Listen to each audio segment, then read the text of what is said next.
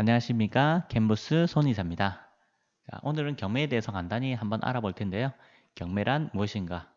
돈을 빌려준 사람을 채권자, 돈을 빌린 사람을 채무자라고 하죠. 자, 이 두 사람, 개인과 법인이 해결하지 못하는 채무 관계를 일정한 절차, 2002년도에 개정된 민사집행법에 의해서 법원에 매각을 요청을 하면 그 낙찰 매각 대금으로 채권자들이 배당을 받아가는 과정이죠. 즉 소위 빚잔치를 하는 이 과정을 우리는 흔히 경매라고 합니다. 그렇다면 우리가 경매 대상물은 어떤 것들이 있을까? 아파트와 공동주택, 공장, 농지, 임야 같은 대부분의 경매 대상물들이 부동산이죠. 이 부동산은 대부분 아실 거고요. 자동차를 보시면 자동차 또한 등록 원부라는 게 있죠. 선박, 항공기, 광학권, 어업권처럼 부동산은 아니지만 등록이 가능한 것을 바로 준부동산이라는데 이런 것도 경매 대상물이 됩니다. 그리고 흔히 우리 드라마에 많이 나오죠. 빨간 딱지를 덕지덕지 붙이는 거.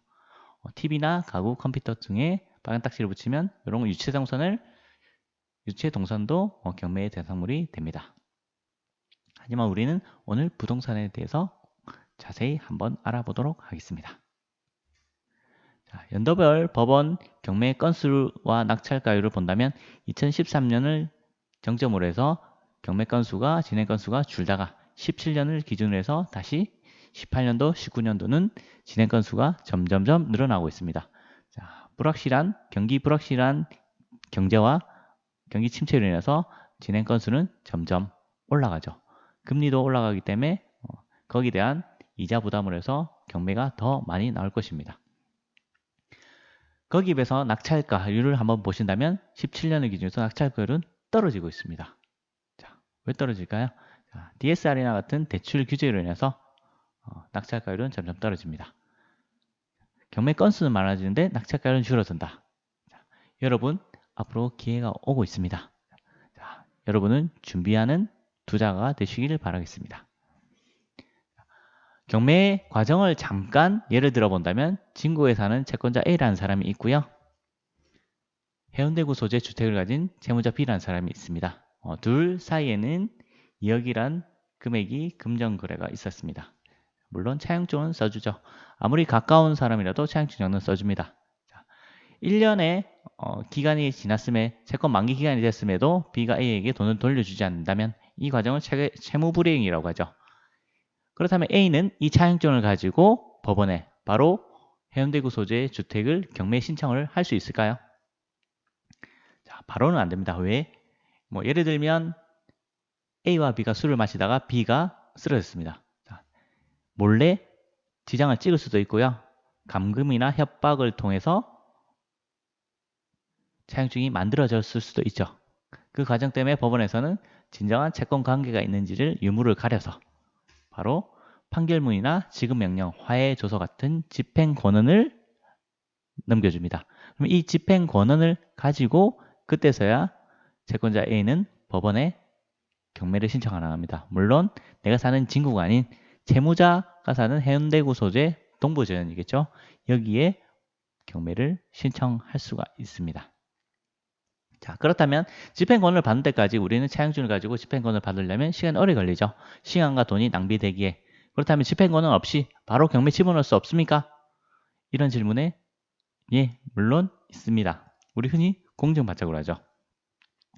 판결문 없이 바로 집행령이 존재하는 공증을 받으러 갑니다. 여기에도 두 가지가 존재하는데 약속 업무와 금전 소비 대차가 존재하죠. 대부분 금전 소비 대차를 씁니다.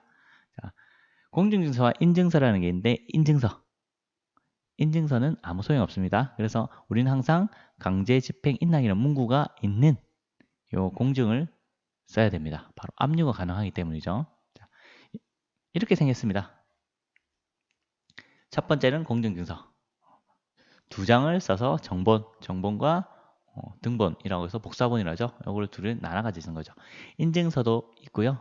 자, 구조에 보시면 강제 집행의 인락이라는 문구가 있습니다. 이게 바로 압류의 효력이라 했죠. 항상 이게 있는 것을 받기를 바라겠습니다. 그렇다면 자, 이렇게 우리는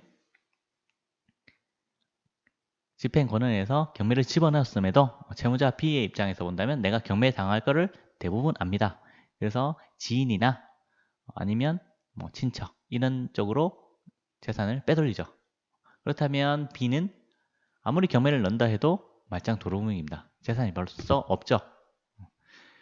그러면서 우리는 은행에서는 어떻게 얘기를 하죠? 담보물건 가져오라고 합니다. 이 담보는 바로 근저당이죠. 근저당에서 돈을 갚지 않거나 이자를 내지 않는다면 바로 경매를 집어넣을 수 있죠. 이 과정이 바로 임의경매입니다. 그렇다면 정리를 해보면 담보물건에 의한 경매 신청은 바로 임의경매고요. 판결문, 집행권에 의한 판결문에 의한 것은 강제경매입니다. 우리 입찰자 입장에서는 두 과정이 아무 차이가 없습니다. 뭐 진행 절차나 뭐 모든 게 똑같습니다. 하지만 이 두 과정의 차이는 결정적인 거는 취하할 때, 경매 취하할 때 있습니다. 취하 과정에. 경매 취하할 때는 어떤 거죠?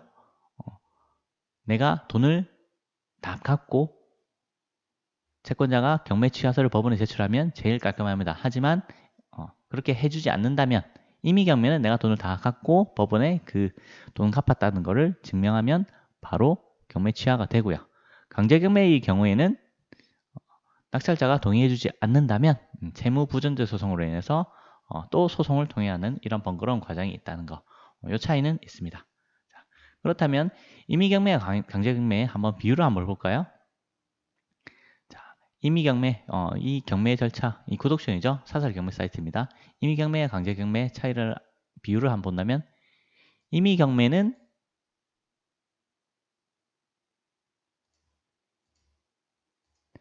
자, 총 건수가 7,610건, 법원 전체 물건수가 7,610건이고요.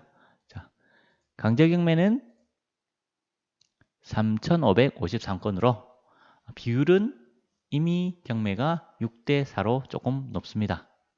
자, 강제경매를 한번 본다면 어떻죠?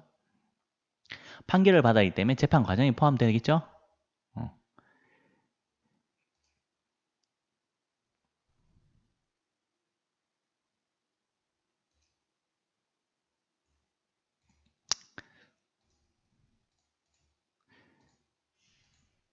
재판 과정이 한번 포함되기에 대부분 많은 이런 과정들을 거칩니다. 자, 강제경매 이런 데 있죠.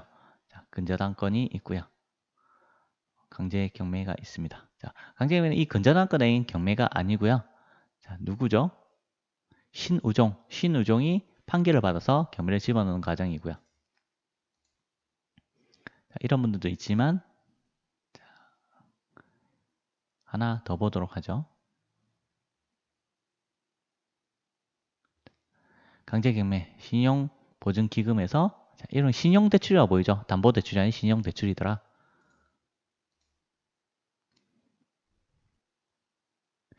자, 하나를 더 보면 여기도 신용보증기금이죠. 이미 경매 누가 넣었죠? 강제경매는 신용보증기금이 넣었고요. 자, 신용보증기금에서 가압류를 신청했습니다. 자, 가압류. 가압류란 말은 이 부동산을 아까 재판 과정에서 부동산을 팔 수 있기 때문에 가압류를 먼저 겁니다. 강제경매에서는 이렇게 가압류를 거는 과정이 필요한 과정이 많고요. 임의 경매는 이런 가압류가 필요 없겠죠. 바로 경매가 들어가는 과정이 많이 있습니다. 자, 이런 차이가 있구나. 임의경매는 근저당권에서 바로 경매가 들어가는 거죠. 이런 과정의 차이가 있구나. 비율도 이만큼 있구나. 정도만 아시면 되겠습니다. 오늘은 경매 과정에 대해서 간단히 한번 알아봤고요.